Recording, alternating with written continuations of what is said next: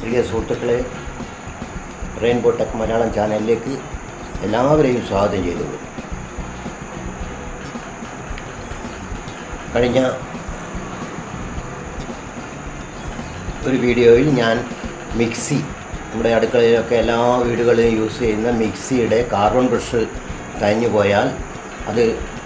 പോയാൽ അത് മാറ്റിയിടുന്ന ഒരു വീഡിയോ ഞാൻ പ്രദർശിപ്പിച്ചിരുന്നു.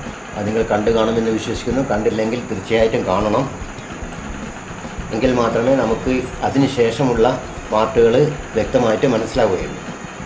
ഇവിടെ ഞാൻ ഇന്ന് കാണിക്കാൻ പോകുന്നത് ഒരു ആർമിച്ചർ, മിക്സിയുടെ ഉള്ളിൽ കറങ്ങുന്ന ഒരു ആർമിച്ചർ കേടുവന്നാൽ അതെങ്ങനെ നമുക്ക് റീപ്ലേസ് ചെയ്യാം. പുതിയത് വാങ്ങുന്നതാണ് നല്ലത്. കാരണം എന്താണെന്ന് വെച്ച് കഴിഞ്ഞാൽ ഒരു ആർമിച്ചറിന് ഏതാണ്ട് 300 രൂപ മാത്രമേ വരികയുള്ളൂ. നമ്മളിത് റീവൈൻഡ് ചെയ്യാൻ കഴിയും, പക്ഷേ റീവൈൻഡ് ചെയ്യാനൊന്നും ഇപ്പോൾ ആരും മെനക്കെടുന്നില്ല. കാരണം ഒന്നാമത് അതിന് ടൈമില്ല, രണ്ടാമതെന്ന് പറഞ്ഞു കഴിഞ്ഞാൽ അതിൻ്റെ കോസ്റ്റ് 250 രൂപയോ 200 രൂപയോ നമ്മൾ ആർമിച്ചർ റീവൈൻഡ് ചെയ്ത് ഒരു ടെക്നീഷ്യന് കൊടുക്കണം. അതൊരു ന്യായമായ കൂലിയാണ്. അപ്പോൾ അങ്ങനെ വരുമ്പോൾ പിന്നെ ഇതിൻ്റെ വൈൻഡിങ് വയർ മറ്റുള്ള കാര്യങ്ങളെല്ലാം കൂടിയാകുമ്പോൾ വെറുതെ 300 രൂപ കൊടുക്കും. 300 രൂപയ്ക്ക് നമുക്ക് ഫ്രഷ് ആർമിച്ചർ കിട്ടും. അപ്പോൾ സാധനത്തിന് ലഭ്യത അനുസരിച്ചിട്ട് നമുക്ക് പുതിയത് വാങ്ങിയിടുന്നതായിരിക്കും ലാഭം. ഇനി അല്ല സ്വന്തമായി അറിയുമെങ്കിൽ ആർമിച്ചർ റീവൈൻഡ് ചെയ്യുന്നതാണ് നല്ലത്. അപ്പോൾ ഈ ആർമിച്ചർ കേട് വന്നു കഴിഞ്ഞാൽ എങ്ങനെ അത് നമുക്ക് മാറ്റിയിടാമെന്നുള്ളതിൻ്റെ ഒരു വീഡിയോ ആണ് ഞാൻ ഇന്ന് നിങ്ങൾക്ക് മുമ്പാകെ പ്രദർശിപ്പിക്കുന്നത്. നമുക്ക് നേരെ വീഡിയോയിലോട്ട് പോകാം.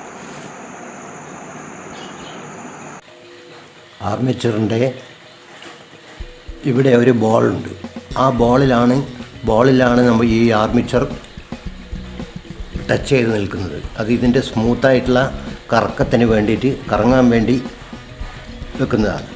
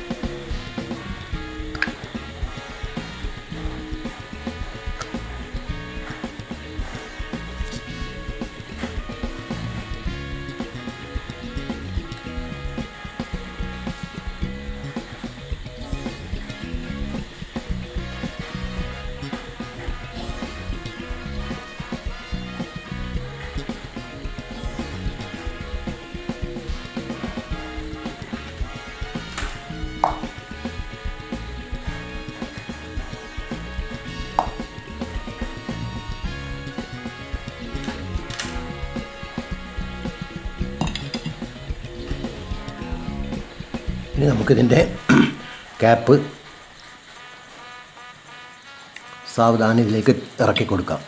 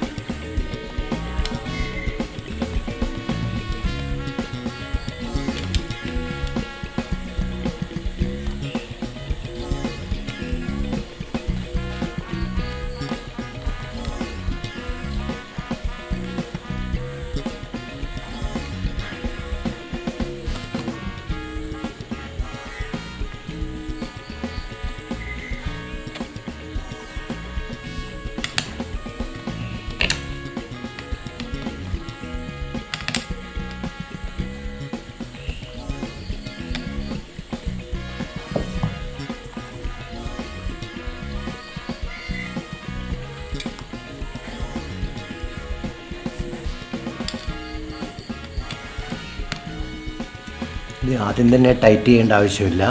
നമുക്ക് ഇതിൻ്റെ മൂവ്മെൻറ്റ്സ്, ഇതിൻ്റെ റൊട്ടേഷനൊക്കെ നോക്കിയതിന് ശേഷം മാത്രം ടൈറ്റ് ചെയ്താൽ മതി. ഇനി രണ്ട് ഭാഗത്തും ഒരു നട്ട് കൂടിയുണ്ട്, അതുകൂടി ഇട്ട് കൊടുത്താൽ മാത്രമേ ടൈറ്റായി നിൽക്കുകയുള്ളൂ.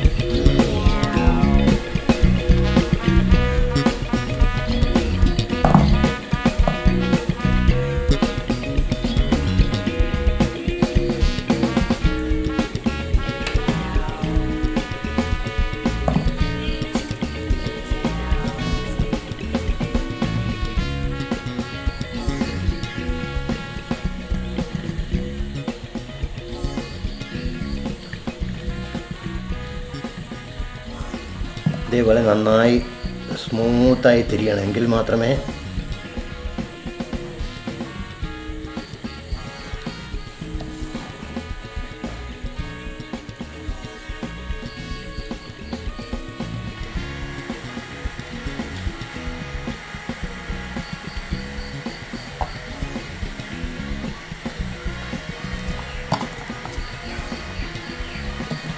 ഇനി നമുക്ക് ഫുള്ളായിട്ട് ടൈറ്റ് ചെയ്യാം.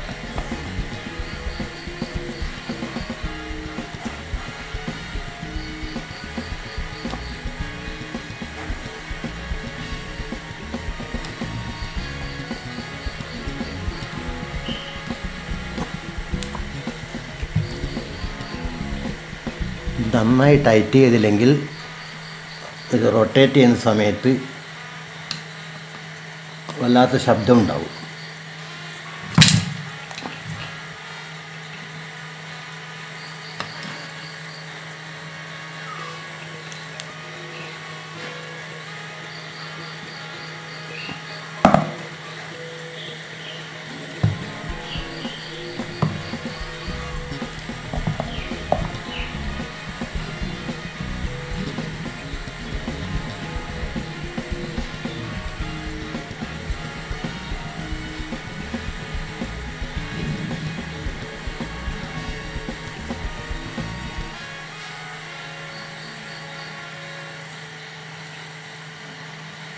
ഇനി നമുക്കിതിൻ്റെ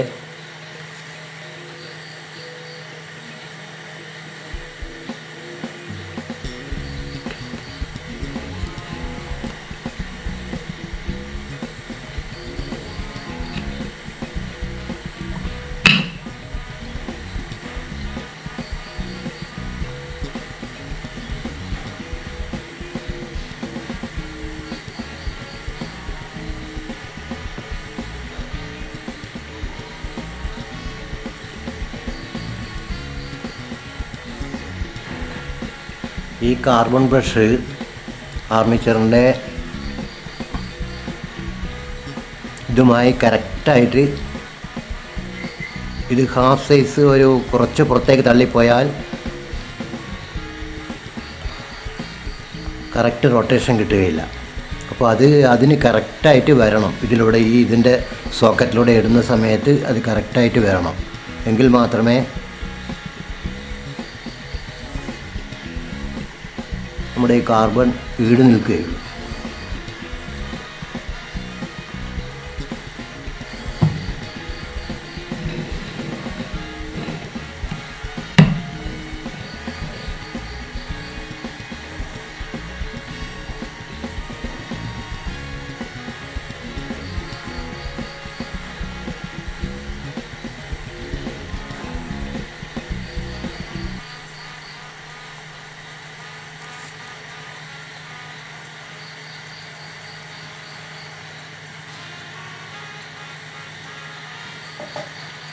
കാർബൺ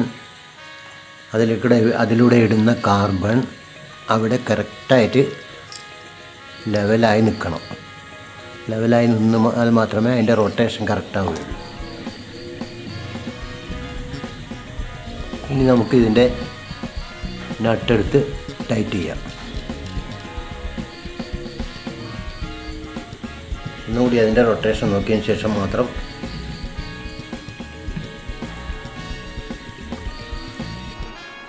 ഇപ്പോൾ പുതിയ ആർമിച്ചർ നമ്മൾ മാറ്റുന്ന സമയത്ത് നമ്മൾ അതിൻ്റെ വീഡിയോ ഞാൻ ചെയ്യുന്നതിനിടയിലാണ് ഇത് വേറെ തന്നെ എടുത്ത് പ്രത്യേകിച്ച് അതിൻ്റെ കറക്റ്റ് ട്യൂണിങ് മനസ്സിലാക്കുവാനാണ് ഞാനിത് അതിൻ്റെ ഇടയിൽ ഇത് ചെയ്യുന്നത്. അതായത് നമ്മുടെ ഇതിപ്പോൾ പുതിയ ഒരു ആർമിച്ചറാണ്. ആർമിച്ചർ നമ്മൾ അതിലേക്ക് മോട്ടോറിൻ്റെ ഫീൽഡ് വൈൻഡിങ്ങിൻ്റെ ഉള്ളിലേക്ക് ഇട്ട് കഴിഞ്ഞാൽ അതിൻ്റെ പൊസിഷൻ എങ്ങനെയാണെന്ന് വെച്ച് കഴിഞ്ഞാൽ നമ്മുടെ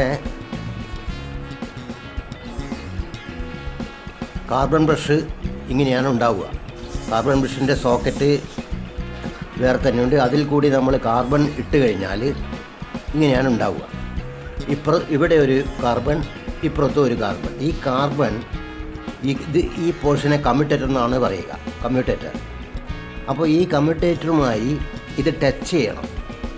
അപ്പുറത്തും ഇപ്പുറത്തുമുള്ള 2 കാർബൺ ബ്രഷും ഇതുമായിട്ട് ടച്ച് ചെയ്യണം. കാരണം നമ്മുടെ മെയിൻ ലൈനിൽ നിന്ന് വരുന്ന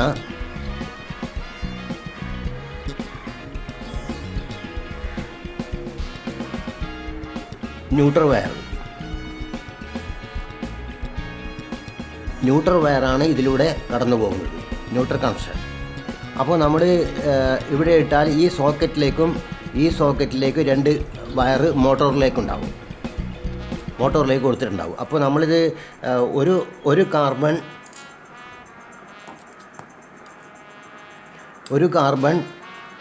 ഇവിടെയും ഒരു കാർബൺ ഇതിൽ നിന്നൊരു വയറ് നമ്മുടെ ഫീൽഡ് വൈൻഡിങ്ങിലേക്ക് ഉണ്ടാവും.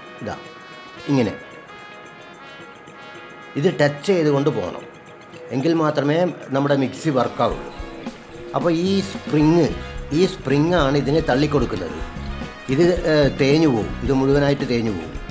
അത് ഒരു വർഷങ്ങളോളം ഉപയോഗിക്കുമ്പോഴാണ് ഇത് തേഞ്ഞു പോകുന്നത്. അപ്പോൾ നമ്മൾ പുതുതായിട്ട് മാറ്റിയിടുകയാണ് ചെയ്യുക. അപ്പോൾ ഇത് ടച്ച് ചെയ്തുകൊണ്ട് പോകുമ്പോൾ ഈ സ്പ്രിങ്ങിൻ്റെ ആക്ഷനിൽ ഇതിങ്ങനെ പൊന്തുകയും താവുകയും ചെയ്യും. അങ്ങനെ ഇത് ഉരഞ്ഞ് തീരുന്നു. അപ്പോൾ ഇതിലൂടെയാണ് ന്യൂട്രൽ വയർ ഇതിങ്ങനെ പോയി മോട്ടോറിലേക്ക് പോകുന്നത്. അപ്പോൾ അത് എങ്ങനെയാണ് വരുന്നതെന്ന് പറഞ്ഞു കഴിഞ്ഞാൽ, നമ്മുടെ മിക്സി അഴിച്ചു കഴിഞ്ഞാൽ അടിയിലെ ബോട്ടം കവറിൽ ഇത്തരത്തിലുള്ള ഒരു സ്വിച്ച് കാണാം.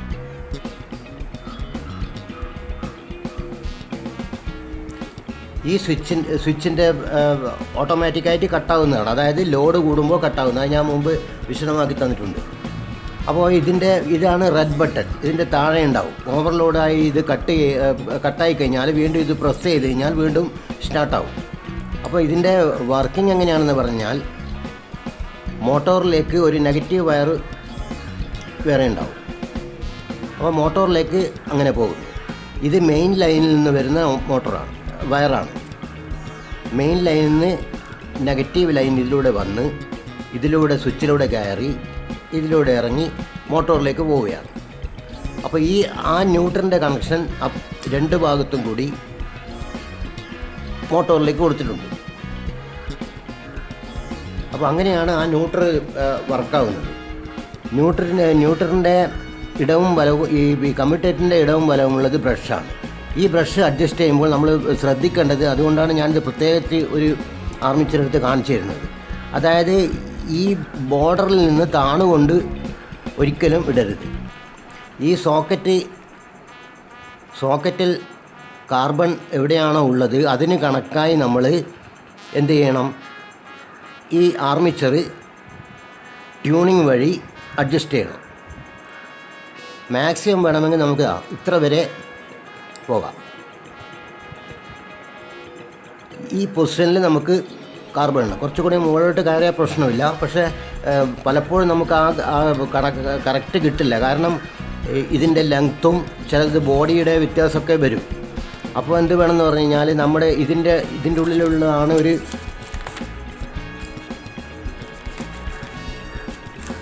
ഇതാണ് ഞാൻ പറഞ്ഞ ബോള്.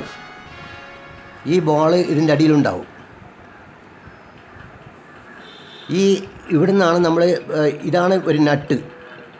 മിക്സിയുടെ അടിഭാഗത്ത് നമ്മൾ കാണുന്ന ഒരു നട്ട് ഇതാണ്. ആ നട്ട് നമ്മൾ മാക്സിമം കൊടുത്തു കഴിഞ്ഞാൽ ചിലപ്പോൾ ഇതിങ്ങനെ കയറി മുന്നോട്ട് പോയെന്നിരിക്കും. അപ്പോൾ നമ്മൾ വീണ്ടും ഈ നട്ട് ലൂസാക്കി കൊടുത്ത് ഇതിനെ കറക്റ്റ് ചെയ്യണം. അപ്പോൾ ട്യൂണിങ് പ്രത്യേകിച്ച് ഞാൻ പറയാൻ കാരണം എന്ന് പറഞ്ഞു കഴിഞ്ഞാൽ ചിലർ കാർബൺ ഇങ്ങനെയൊക്കെ ഇടും, കുറച്ച് പുറത്തേക്കാക്കിയിട്ട്. അപ്പോൾ ഇവിടെ ഈ ഭാഗം മാത്രമേ തയഞ്ഞു തീരുകയുള്ളൂ. അപ്പോൾ ഈ ഒരു കഷ്ണം അങ്ങനെ ബാക്കി നിൽക്കും. അത് ഇതിൻ്റെ റൊട്ടേഷനെ ബാധിക്കും. അതുകൊണ്ടാണ് ഇതിൻ്റെ മിഡിലായിട്ടോ അല്ലെങ്കിൽ കുറച്ചുകൂടി താഴോട്ട് വരെ വരാം. അപ്പോൾ ഇതിൻ്റെ ട്യൂണിങ് ചില സമയത്ത് കറക്റ്റായി കിട്ടുകയില്ല. ഇവിടെ ഇങ്ങനെ വെച്ച് വരുന്ന സമയത്ത് മിക്സിയുടെ ഉള്ളിൽ ഒരു പ്ലേ ഉണ്ട്. അത് പ്ലേ മീൻസ് ഇങ്ങനെ നിന്ന് കഴിഞ്ഞാൽ നമ്മൾ മുകളിൽ പിടിച്ച് താക്കുകയും പൊന്തിക്കുകയും ചെയ്യുന്ന സമയത്ത് കുറേ ഫ്രീ ആയി അങ്ങോട്ട് ചില ഇത് നമ്മൾ കണക്ട് ചെയ്ത് കഴിഞ്ഞാൽ കുറച്ച് അധികം വരുന്നതാണ്. ചെറിയൊരു പ്ലേ മാത്രമേ പാടുള്ളൂ. അതായത് മുകളിലുള്ള ഇതും ഇവിടെ താഴത്തെ ബോളും തമ്മിൽ ചെറിയൊരു പ്ലേ, അതായത് പൊന്തിച്ച് നോക്കുമ്പോൾ വളരെ ലൈറ്റായിട്ടുള്ള ശബ്ദം. ഓവർ ടൈറ്റ് ആയാലും അത് തിരിയുകയില്ല. അപ്പോൾ ചെറിയൊരു ഫ്രീ, ഒരു ചെറിയ ഒരു വളരെ ചെറിയൊരു ഇത്. അപ്പോൾ അങ്ങനെ അഡ്ജസ്റ്റ് ചെയ്യുന്ന സമയത്ത് നമ്മൾ ഇത് കാർബൺ നമ്മൾ ഇവിടെ കൊടുത്ത് കാർബൺ കറക്റ്റ് ചെയ്യുമ്പോൾ ചില സമയത്ത് ഈ പ്ലേ കൂടുതലായി വരുന്നത് കാണാം. അപ്പോൾ ഒറ്റ മാർഗ്ഗമേ ഉള്ളൂ,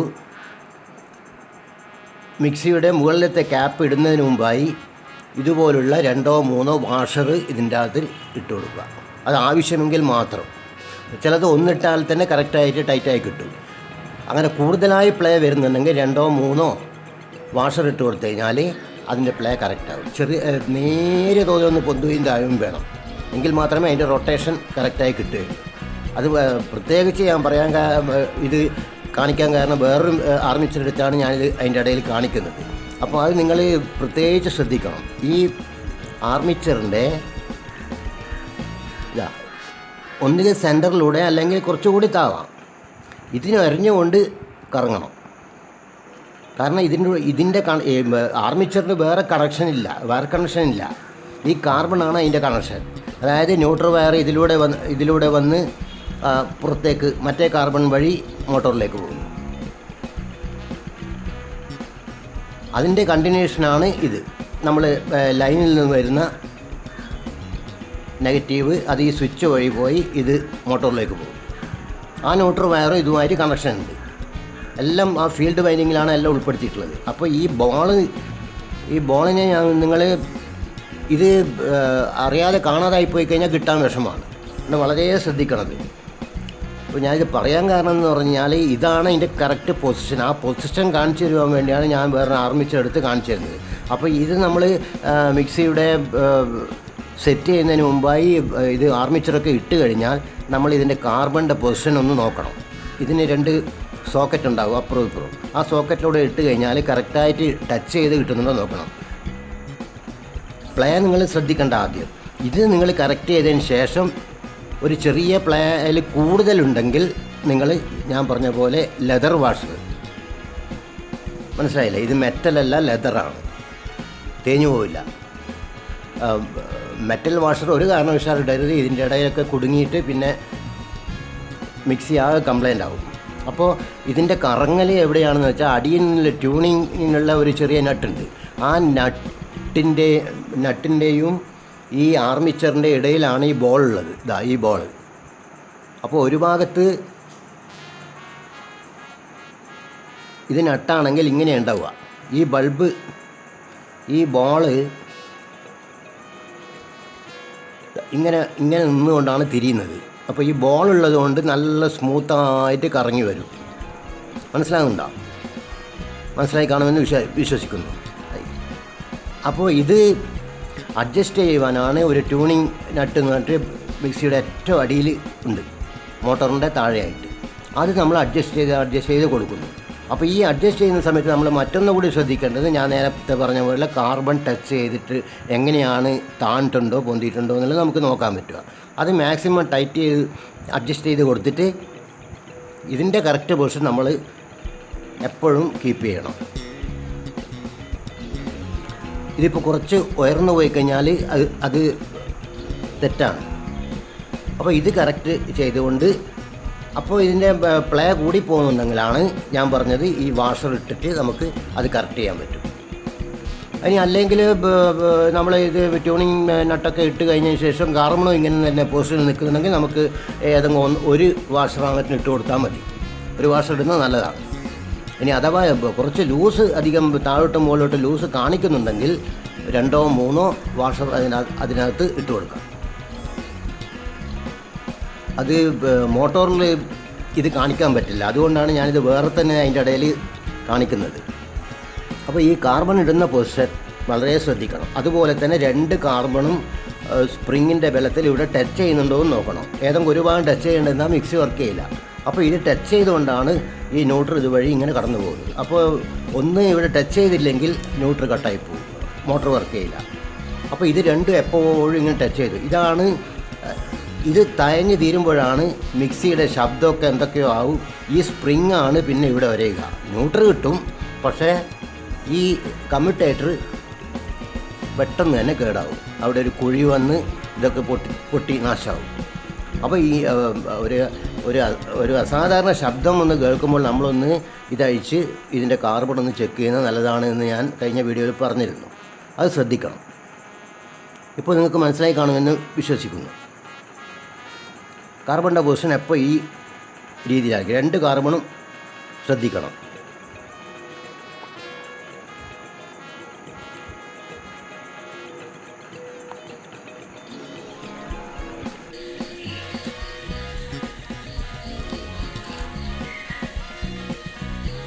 ഇനി നമുക്ക് കുറച്ച് ലൂബ്രിക്കൻസിന് വേണ്ടി ഓയിൽ ഒഴിച്ച് കൊടുക്കാം.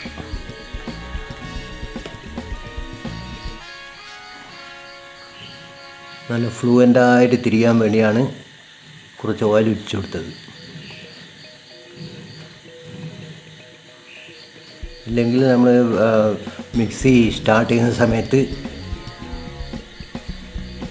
ഒരു പിടുത്തം ഉണ്ടാവും. ഓക്കെ,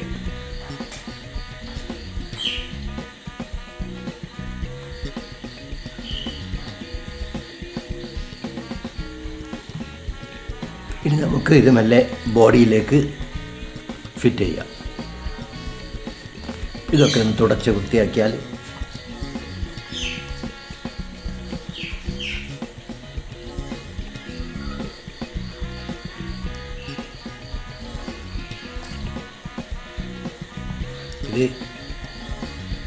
ഇതൊരിക്കലും അങ്ങോട്ടും ഇങ്ങോട്ടും അനങ്ങരുത്. അനങ്ങുമ്പോൾ ആണ് ഭയങ്കരമായ ശബ്ദം ഉണ്ടാവുക മിക്സി കറങ്ങുന്ന സമയത്ത്. ഇതിപ്പോൾ ബുഷ് വളരെ കറക്റ്റാണ്, അനക്കങ്ങളൊന്നുമില്ല.